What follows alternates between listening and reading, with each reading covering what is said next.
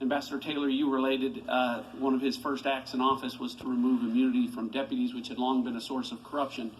I know you had a number of personal dealings with him. Has he given you any reason to question his honesty or his integrity? No, sir. In your prior deposition, I asked you, and I'll read it directly. If nobody in the Ukrainian government is aware of a military hold at the time of the Trump-Zelensky call, then as a matter of law and as a matter of fact, there can be no quid pro quo based on military aid. And to your knowledge, nobody in the Ukrainian government was aware of the hold. Your answer was that is correct. Is that still your testimony? Mr. Ratcliffe, at some point in September... I'm talking about on July 25th. Ah, July 25th. Sorry. Yes, that's correct. That's correct. They did not know this. All right. And as it turns out, President Zelensky agreed with you. On October 10th, President Zelensky held a press marathon with over 300 reporters where he said repeatedly and consistently over hours and hours that he was not aware of a military hold during the July 25th call. In fact, in his official press release from the Ukrainian government available on his website that I'll be introducing into the record, he said, "Our phone conversation bears no relations to arms. They blocked the provision of military assistance prior to our telephone conversation, but the issue had not been discussed during our conversation. I mean, I didn't even know." So, now, in addition to confirming that because he had no knowledge of it, there was no quid pro quo involving military aid during that call, President Zelensky went on to confirm a number of things. That there was no pressure, that there were no conditions, that there were no threats on military aid. There were no conditions or pressure to investigate Burisma or the 2016 election, that there was no blackmail, that there was no corruption of any kind during the July 25th call. Again, from his official press release.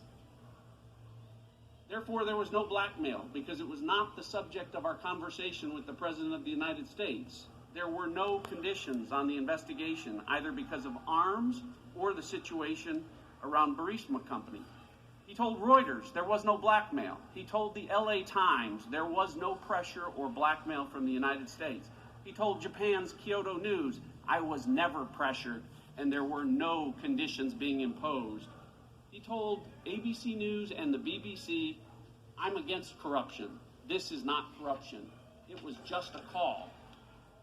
The Ukrainian president stood in front of the world press and repeatedly, consistently, over and over again, interview after interview, said he had no knowledge of military aid being withheld, meaning no quid pro quo, no pressure, no demands, no threats, no blackmail, nothing corrupt. And unlike the first 45 minutes that we heard from the Democrats today, that's not secondhand information. It's not hearsay. It's not what someone overheard Ambassador Sondland say. That was his direct testimony.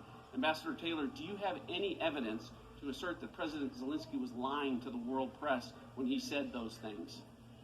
Yes or no? Mr. Ratcliffe, if I can respond. My time is short. Your time yes is or no? That's right. I have no reason to doubt what the president said and in his... Okay, very good. So, in this impeachment hearing today, where we impeach presidents for treason or bribery or other high crimes, where is the impeachable offense in that call? Are either of you here today to assert there was an impeachable offense in that call? Shout it out. Anyone? Mr. Ratcliffe, if I can just respond, let me just reiterate that I'm not here... I've got 1 minute left. I know. I know you only got a minute left. I've just got 30 seconds. You asked the witness a question. I'll withdraw the question. Let me just make this I'm not here to take one side or the other. This is your... Ambassador, let me answer this. Let me ask you this question. The general will suspend. Suspend the time. Ambassador Taylor, would you like to answer the question? Suspend the time, please. I withdrew the question. The gentleman will suspend. We will suspend the clock. Suspend the clock Suspend the at clock. 1 minute, please. Ambassador Taylor, would you like to respond to the question? Mr. Ratcliffe, I would just like to say that I'm not here to do anything having to do with to decide about impeachment. That is not what either of us are here to do. This is your job. Will you restore, Thank you, Mr. Chairman. Restore time to the clock to 1 minute. No, but you may continue 22 seconds. Fine. Mr. Ambassador, I think everyone knows that House Democrats have made up their mind to impeach one president. The question that we've just learned is, whether or not they're prepared to impeach too. Because to be clear, if House Democrats impeach President Trump for a quid pro quo involving military aid, they have to call President Zelensky a liar. If they impeach him for abusing his power or pressuring or making threats or demands, they have to call President Zelensky a liar to do it.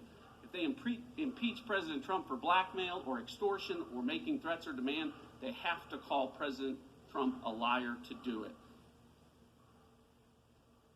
I yield back. Chair recognizes